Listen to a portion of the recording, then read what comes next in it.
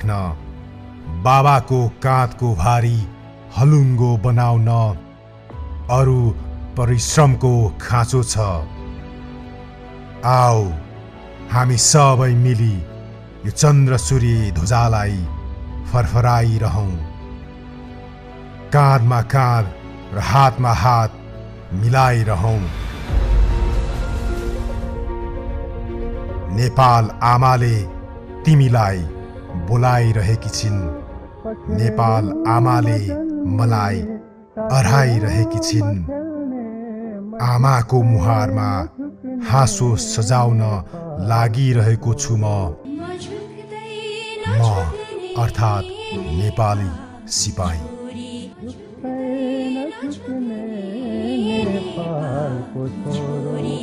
झुकते न झुकने नेपाल को छोरो।